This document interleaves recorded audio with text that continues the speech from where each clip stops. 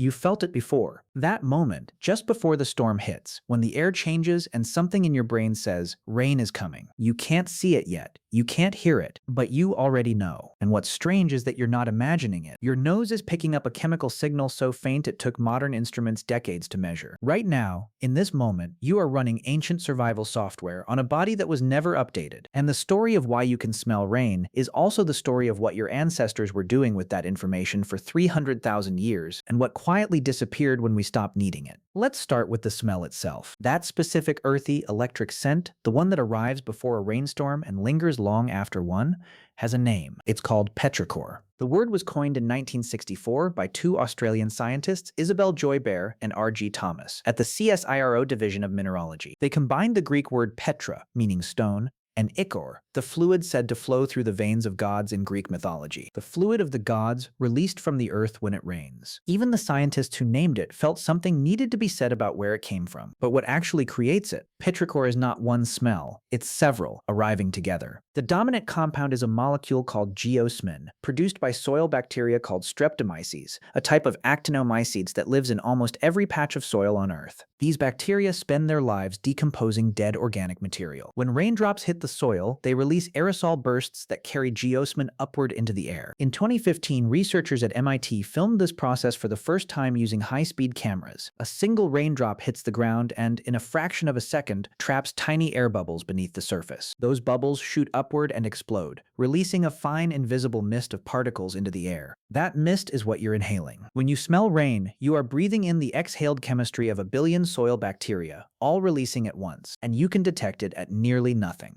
Humans can smell geosmin at concentrations as low as 5 parts per trillion. If you took 1 drop of geosmin and dissolved it into 200 Olympic swimming pools of water, you could still detect it. Researchers have found that humans are approximately 200,000 times more sensitive to geosmin than sharks are to blood. Think about what that means. A shark can track a blood trail across kilometers of open ocean. You could find a raindrop in an empty city block. That sensitivity did not evolve because ancient humans enjoyed the smell of wet soil. It evolved because it meant something. For most of human prehistory, water was the single most critical resource your ancestors managed. Not food, water. You can survive weeks without food. Without water, you die in 3 days. And unlike food, which you could see, touch, and track, water sources were often completely invisible. Underground springs, rivers behind hills, water holes buried in desert landscapes with no visible marker from a distance. For hunter-gatherers moving across territories that modern people would find completely featureless, the ability to detect moisture in the air at long distances wasn't a convenience. It was navigation. Modern researchers studying desert-dwelling communities have documented experienced trackers predicting rain hours in advance, not by looking at clouds, but by reading the air. A shift in humidity, a change in wind direction, a faint chemical signal rising before any visible indicator appears. Across the Kalahari, the Sahara, the Australian interior, and the Arabian desert, this ability was not considered a gift. It was considered basic competence. Children were taught to read the air the same way children today are taught to read a map. Camels, which evolved alongside humans in arid environments, can detect rain and water sources from distances exceeding 50 miles. Their olfactory systems and ours evolved under the same pressures. The difference is that camels still live in those conditions. We moved indoors, but geosmin is only one part of the smell. There's a second signal, the one that arrives before rain, not during it, and your ancestors understood the difference. Before a thunderstorm, lightning begins splitting oxygen molecules in the upper atmosphere, producing ozone. That sharp, clean, electric smell that precedes the first raindrop, that's ozone. It arrives on the wind before any cloud is directly overhead. And to your ancestors, that smell carried a completely different message. Not water is near, but storm is coming. Seek shelter.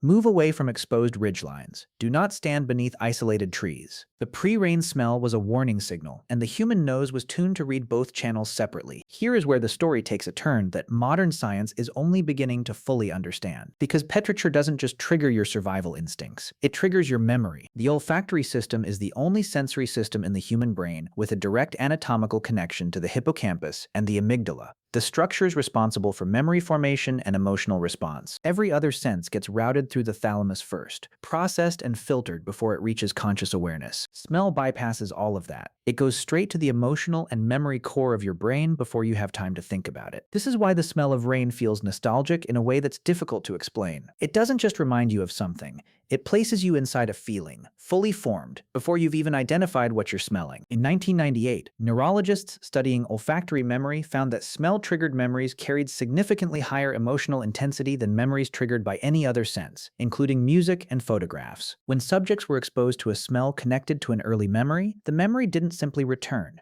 It returned with its full emotional weight, as if no time had passed at all. They called it the Proustian memory effect, after the French novelist Marcel Proust, who described how the smell of a single small cake had plunged him, without warning, into his entire childhood. Your ancestors were not nostalgic when they smelled rain. They were being activated. The same neurological system that makes rain smell feel like something important was flooding them with urgency, direction, calculation. Which way is the wind coming from? How long until it arrives? Where is the nearest shelter? Is the water hole in that direction or this one? You have the same hardware. You are running it in a completely different world, in a climate-controlled room, with tap water 20 feet away, and the hardware activates anyway. In the Aboriginal communities of Central Australia, the smell of rain carried ceremonial significance documented over thousands of years. Some groups produced a traditional preparation from sandalwood and soil compounds that evoked petrichor, used in rituals tied to rain, to the renewal of land, and to the memory of drought. They were not worshipping the smell. They were maintaining a living archive. The smell was a record of what rain had meant to people who had died waiting for it, and died celebrating when it came. The Bedouin people of the Arabian Peninsula developed over centuries what they called the perfume of the earth, the first smell of rain after a long dry season. Not as poetry, as a precise cultural acknowledgement that the earth was releasing a message. And that message was that the world was still functional, still alive, still capable of giving what it had to give. All of that required only one thing that modern life rarely provides. It required paying attention. It required being outside. It required existing in the world long enough and quietly enough to notice a change in the air 2 hours before a cloud appeared on the horizon. Most people today will live their entire lives without ever having to detect rainfall by smell for survival. The sensitivity is still running. The Geosmin detection threshold is still calibrated. The ancient navigation system is still installed and fully operational. You just rarely give it anything to do. So the next time the air shifts and you catch that smell, the earthy mineral signal rising before you've looked out the window, before you've seen a cloud, before you've heard a single drop, understand what's actually happening. You're not having a feeling. You're activating a system that kept your species alive through 300,000 years of drought, flood, failed harvests, and empty water holes. For a moment, before you reach for your phone or close the window, you are reading the landscape the way every single one of your ancestors did, with your whole body, before you've consciously processed a single thing. We didn't lose that ability. We just ran out of situations that demanded it. And somewhere in the part of you that still reaches toward that smell before you've decided to, some older version of you is still listening to what the earth is saying.